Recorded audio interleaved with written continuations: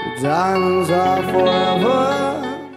Hi everyone, this is AFCRDTV and welcome to highlights of Wellingborough Whitworth against AFC Rushden Diamonds from the UCL Knock-Out Cup on Tuesday evening.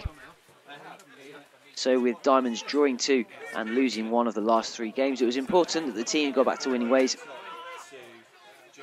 But it would be the home side in Wellingborough Whitworth who were first out of the blocks in this game. A dangerous looking cross from Cavell Jarvis, not quite being converted by a Wellingborough Whitworth man at the back stick. That before Robbie Joseph had a glorious opportunity after a nice run, although he could only knock wide. And the same was the situation for Matt Gearing just a couple of moments later, not able to get a shot in on Lee Baxter's goal.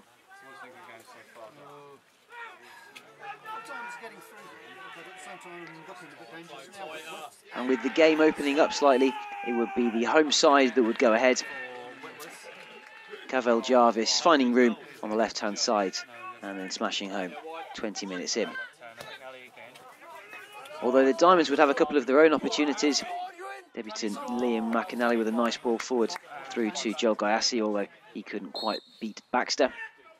Before the Diamonds would get an equaliser, and after 3 games without scoring, perhaps it was a bit fortunate that the goal would come through a Jonny Hazell own goal.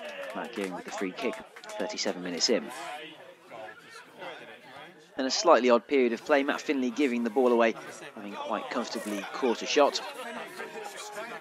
Dangerous looking cross was played in, although no player either attacking or defending could get anything on it. Well, the ball crashed against Finley's crossbar, and then Finley subsequently pulled off a fantastic save after the whistle had gone for offside. And then just on the stroke of half time, Adam Confue managed to chest his side in front just on the line, 44 minutes in. And there was still time for a Joel Gayassi run on goal, although his pass was a little bit more of like a shot and his shot was a little bit more like a pass. So at half time, Wellingborough Whitworth 1, AFC Rushden Diamonds 2.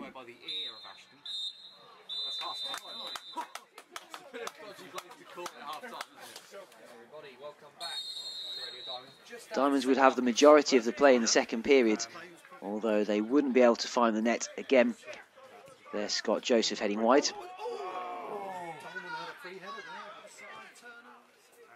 Before Matt Gearing played in the striker again, although he smashed his shot against the frame of the goal. Before slight panic in the Whitworth defence, and definitely a couple of pushes and pulls there, where the referee saw nothing wrong as the home side cleared the ball.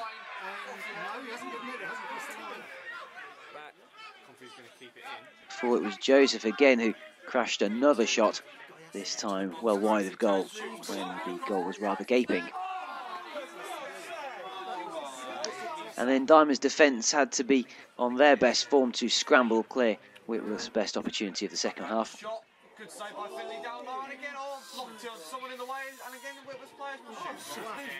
McNally picks it up, and towards his own goal. Don't want to go that way, don't go that way.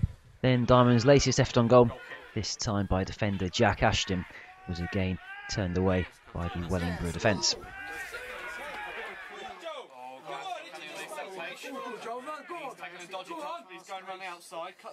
As time went on, it would be Joe Judge to receive a second booking, slightly unfortunately for tripping Joel Gayassi.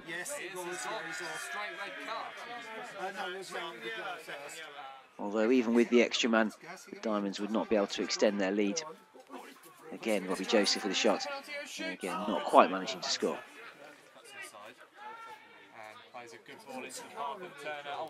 Jason Turner also got in on the act, but his shot again was too close to the Whitworth keeper. And then Liam McAnally was the final player to have an effort, but again he was thwarted by the Whitworth defence. So full-time Wellingborough Whitworth 1, AFC Rushden Diamonds 2. That means that Diamonds progress into the quarterfinals of the UCL Knock-Out Cup. So here we are, Andy. First of all, happy birthday. Thanks very much, David. 21 again. I wish, mate, I wish. And how did your birthday evening go? Yeah, it was good. I'd have took that in the end to win, mate, yes. So, yeah, so we dominated, could have had a couple of goals, and then they scored with the best finish of the game. Yeah, no, it was a good finish. They caught us on the break, didn't they? He cut on side, and yeah, great finish. We'd had probably 3-4 good chances before that ourselves, so it was a bit of a concern, yeah. Then we scored with a bit of a comedy goal, good corner, bit of great header, yeah. And then off the goalie, so deserved, but not in the way we would have liked it. No, we needed a goal, and that was probably the break we needed, to be honest. Obviously unlucky for the lad who headed it in, so to speak, but yeah, it was just the sort of thing we needed to get us back on track, I think. And then finally took the lead with another sloppy goal in, a bit bounced about and flapped in off somebody's knee, I think. I think it was Kong is claiming that, so yeah, he's pleased to get that. So no, it was nice to go 2-1 up, get a nose in front, but I thought then second half I thought we made a lot of good chances, just didn't take them. And were you worried that the lack of chance taking would come back to haunt us? Yeah, absolutely. The more chance we missed, you just think they're going to have one more chance and take it on the sucker punch, which happens quite often. So yeah, we needed a third goal really, which didn't come, so you are always wary that it could come back to haunt you. And after Saturday, where we didn't take our chances and not taking the chances today, something you're going to be working on in training? Yeah, we'll do some finishing obviously Thursday, but I didn't think we created that many chances Saturday, to be honest. I thought tonight we created some good chances, which is pleasing, which is what we want to be doing really, because the higher percentage you take, obviously you've got more chance of taking some. So yeah, concerned we didn't take as many, but pleased to get in the areas and get the chances. So we're now through to the next round. A lot of games to go in the other half of the draw before we know who we play. You're going to put this to bed now and think about the league? Yeah, like we said, we spoke tonight before the game. We've just now got to get back to focusing on the next game each time, not looking at too far ahead. We need to win the next game, which now is Long Butby. This cup saga's on the back burner now, and we'll just, take each game as it comes. Okay, well, we'll see you on Saturday, Andy, after Long Butby, and hopefully talking about another win. Thank you very much. Cheers. Joined by Sam Brown. Sam, 100th appearance for AFC Rushden Diamonds. Today, the first player to achieve that. Talk us through all 100 of those games. We've won more than we've lost. That's about all I can say. No, I've thoroughly enjoyed it. It's been a few sort of dodgy moments in there, but more thoroughly enjoyable moments. So yeah, hopefully there'll be another 100 to come.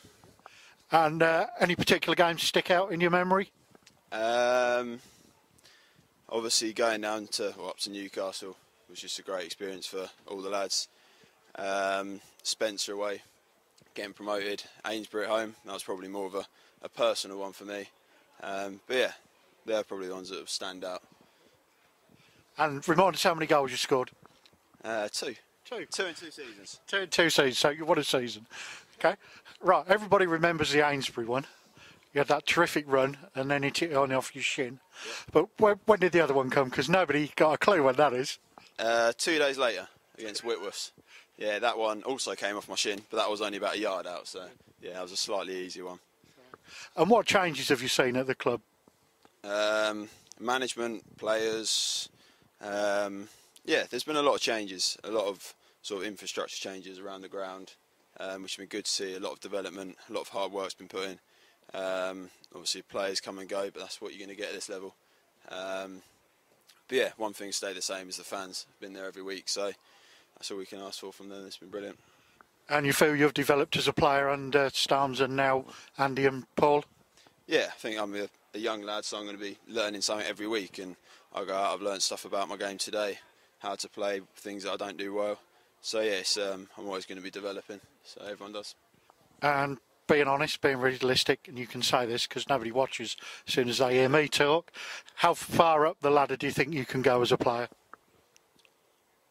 I don't know. This is as high as I've played at the minute. Obviously, we've played against teams at a high level, and as a team we've matched them, and I feel that when we do that as a team I can help the club go further. So at the minute I'm not really thinking about how high I can go, it's more how far up the pyramid I can help the club go. And you've made 100 appearances. Your dad's probably seen 100 games. He's well known to all our fans. He's always been there to support you throughout your career, has he? Yeah. He was. He coached the first team when I started playing football at 4. He drove me around, going down to Brighton when I played for the old Diamonds, and yeah, he's always been there, sort of nagging me. And I'm probably my worst critic, but he's my second worst, and I think that's the best thing, because at least then I know when I've had a good game if he tells me, because I don't know, he'll be honest. So yeah. And now you drive him around so he can sample the local beer. Yeah, I think he enjoyed the day I got my driving licence, definitely. Okay. Cheers, well, thanks. Have you given us great memories in those 100 games, and we'll talk to you again when you make 200. Hopefully, yeah.